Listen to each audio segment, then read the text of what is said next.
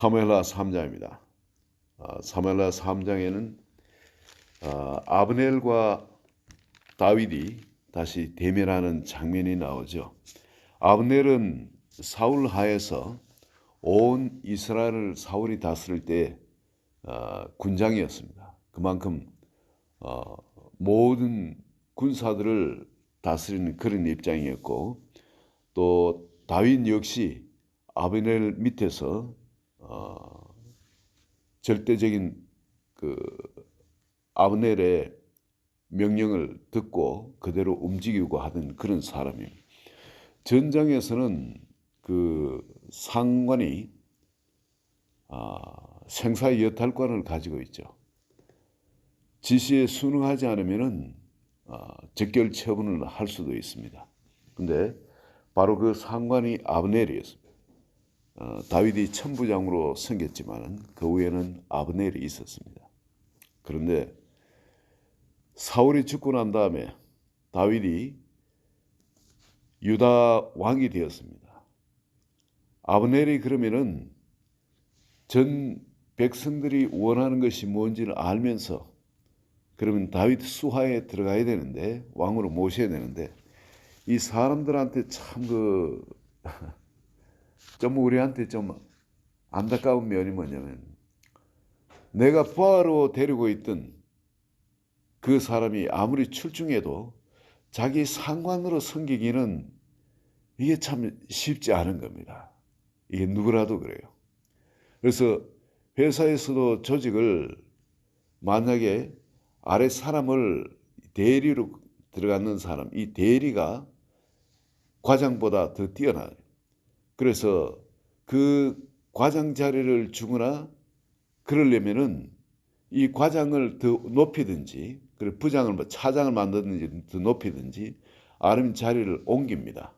옮기고 만약에 같은 과장이 되었다 그럴지라도 이 불편합니다.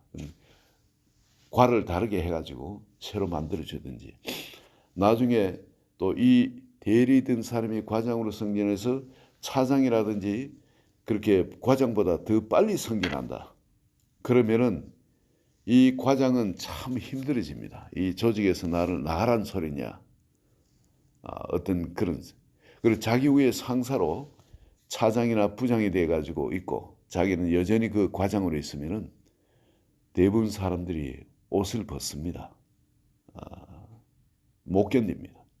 근데 참 여기에 그걸 잘 견딘 사람, 그런 사람이 또 위대하게 되기도 하죠. 예외적인 인물이 그 삼성물산의 그 부회장이랍니까? 김학수라는 분, 그분이 그랬다 그러죠. 자기 밑에 부하가 자기 데리고 있던 대리가 과장이 되더니 자기 위에 차장이 되고 부장이 되고 하고, 자기는 이제 만년 과장으로 그렇게 있으면서 밑에 자기 부하들을 섬기는, 오히려 그런 입장에 있었는데 그 일을 잘 했답니다. 잘 하고 나니까 오히려 크게 그의 인품이 우리 사람들한테 발탁이 되고, 그래서 모든 사람을 화합하고 또 작품을 이루는데 그동안 이 사람이 고난 가운데 체득되어진 그런 것이 귀하게 쓰이기도 했었죠. 근데 여기 지금 아브넬이 다윗한테 다시 들어옵니다. 다윗을 왕으로 섬기겠다고 들어오는데, 객관적으로 보면은 참 이 사람이 들어오면은 다윗이 좀 어줍지 않습니다. 자기가 상사로 더 섬기는 사람인데, 물론 자기 나보다 나이가 훨씬 많고, 그리고 인생 연륜도 깊고, 그렇죠. 그렇다고 해서 그럼 인품이 좀 훌륭한 사람이면 하지만은 또 그렇지도 않은 사람이에요. 이 할 수 없어가지고 이 아브넬도 더 이상 그게 있을 수가 없어서 지금 들어오는 거거든요. 다윗 밑에 들어오지 않기 위해서 이스라엘 지파들 10지파를 가지고 그 사울의 아들을 왕으로 옹립을 합니다. 그리고 자기는 거기서 태상왕 노릇을 하고 있다가 왕도 또 그저 얼굴 마담처럼 그저 세워놓고 실질적인 파워는 자기가 부리죠. 태상왕 노릇을 하다가 지금 여러 가지 범죄 사실, 그것도 깨끗이 못한 범죄 사실 드러나고, 그 이스라엘 장로들도 전부 다 다윗이 우리를 좀 다스리게 좀 하자 하고 이 사람한테 권면하고 하니까 지금 자기는 내외로 지금 자기 설 자리가 없어진 겁니다. 그래서 이제 다시 자기가 설 자리, 왕한테도 지금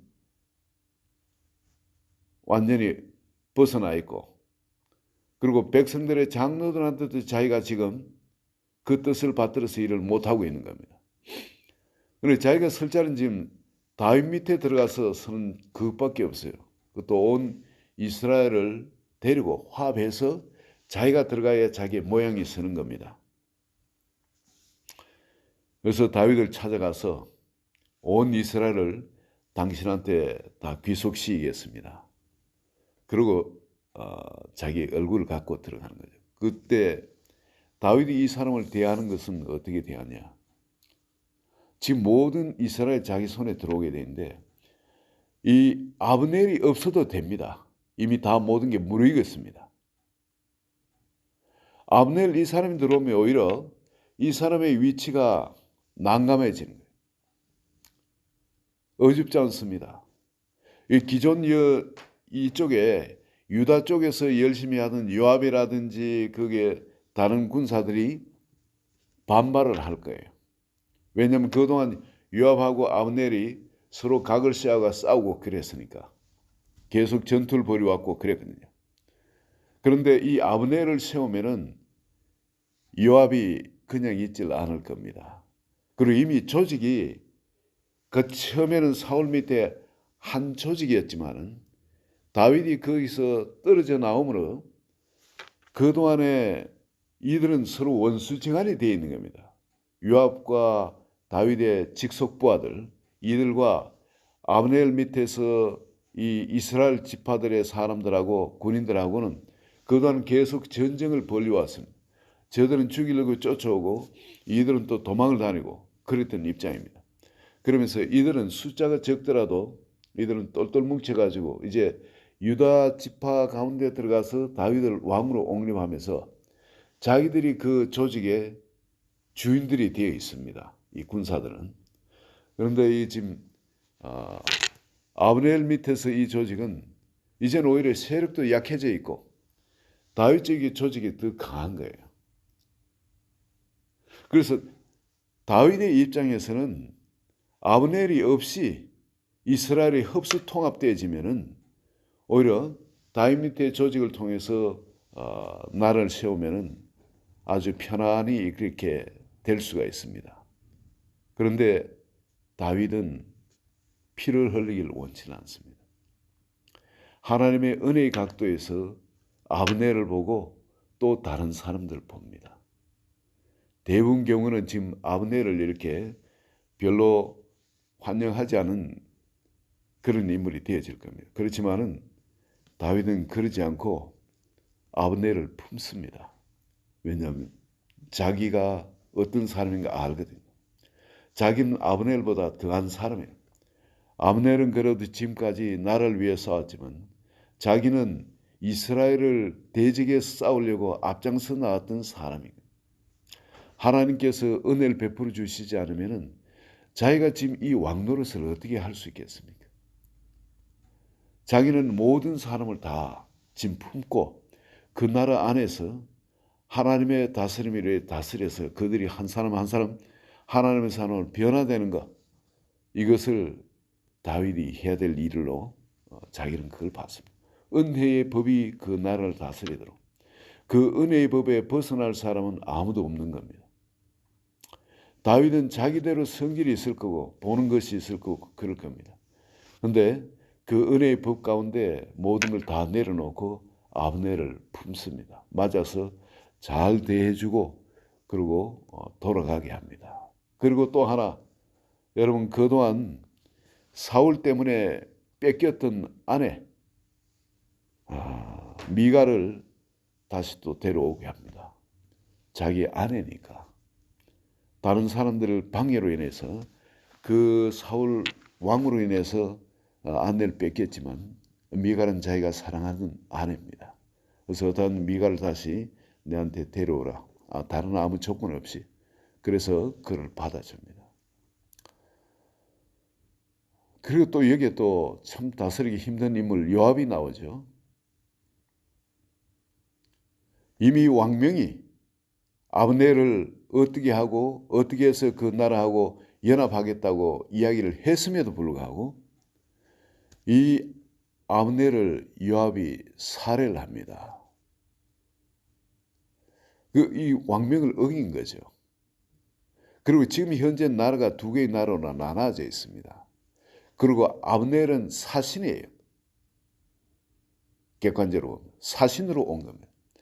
그리고 이웃 나라의 사신을 왕명을 어기고 그냥 그 사신이 이 임금하고 맺은 어떤 정책이 있고 또 조약이 있을 겁니다. 그 나라를 대표해서 왔으니까. 그런데 요압은 일방적으로 그 모든 걸 뭉개버리고 그 사신을 죽여버립니다.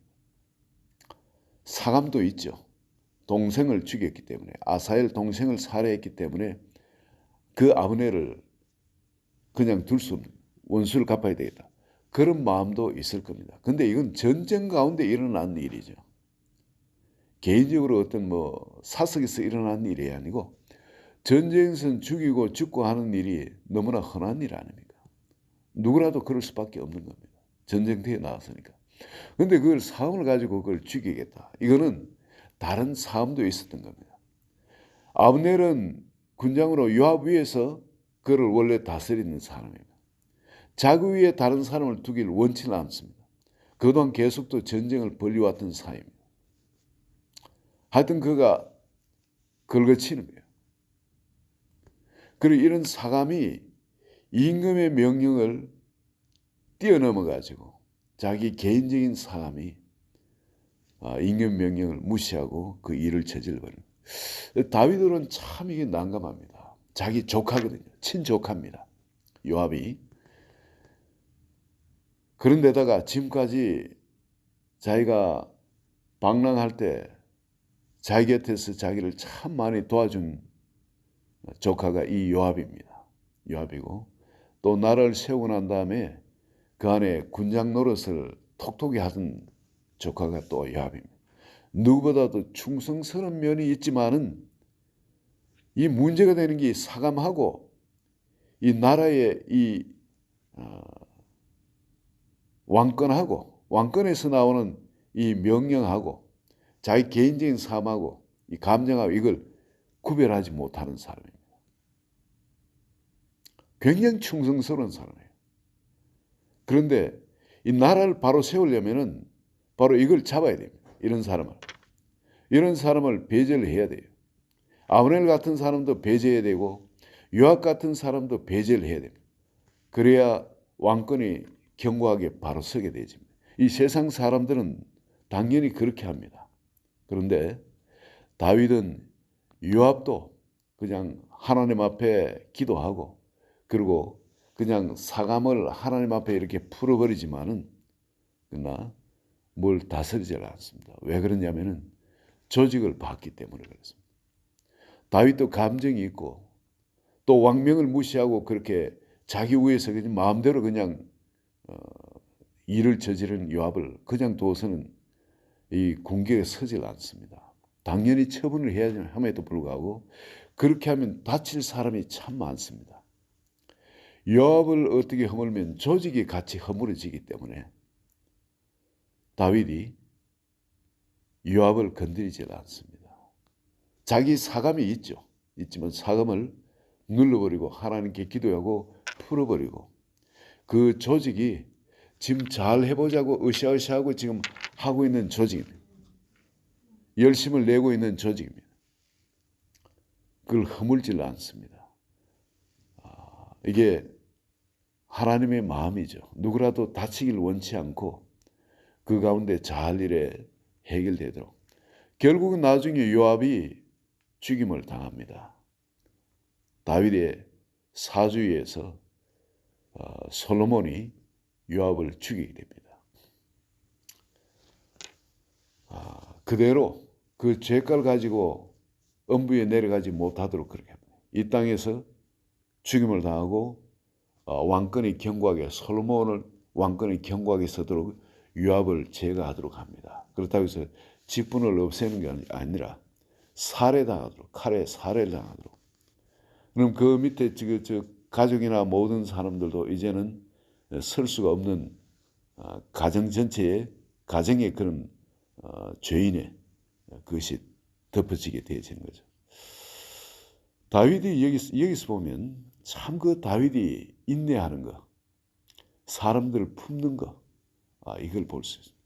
우리 그리스도인이 되고 난 다음에도 역시 우리가 세상의 사람들 일에 품을 때 바로 이런 식으로 우리가 다윗의 마음을 가지고 은혜의 각도에서 모든 사람 볼 때 하나님께서 왕권을 견고하게 세워나가는 걸 우리가 볼 수 있습니다. 우리가 왕위를 받는다 해서 혹은 우리가 어떤 직분을 받는다 해서 우리한테 감정까지 제거하시고 하나님이 그 직분을 주시는 건 아니거든요. 우리가 어떤 구역을 맡아가 구역장을 한다든지 어떤 셀을 맡아가 셀의 리더가 된다든지 혹은 작은 모임이라도 이렇게 하게 될 때 이때 우리의 감정은 여전히 옛날 감정을 가지고 있습니다. 그러나 우리가 붙들어야 할 것은 주님의 은혜의 각도, 주님의 생명의 법에서 이 전체가 하나님의 은혜 가운데 살아나야 돼. 어떻게 하면 잘 살아날 것인가. 그걸 보면서 내가 좀 무시를 당하고 내가 좀 바보 취급을 받고 그런다 할지라도 그걸 잘 인내하시고 그걸 주님 각도에서 나는 아무것도 아닌 자로 내려놓고 조직이 살도록 이 생명체가 살도록 그렇게 해나갈 때 하나님께서 전체를 아름답게 하시고 그 전체에 은혜를 부으시는 것을 여러분 체험하게 되실 겁니다. 이거는 하나님한테 봐서도 이거는 옳지 않다고 해서 여러분이 손을 대면은 조직 안에서 하나님의 기쁨이 사라집니다. 하나님께서 충만하게 부으신 성령 충만이 그 가운데 부어지기가 어려워지는 걸 여러분 발견하시게 될 겁니다.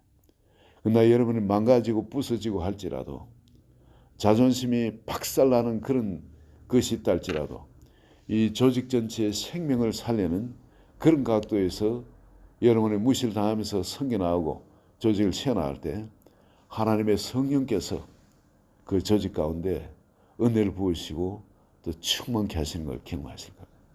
오늘 여러분 다윗이 이 아브넬과 요압을 대하고 품는 이것을 가지고 그 지혜를 얻어서 여러분이 각자 섬기는 작은 모임 혹은 여러분의 직장일 수도 있죠. 여러분이 사장이라면 그 직원들도 역시 마찬가지입니다.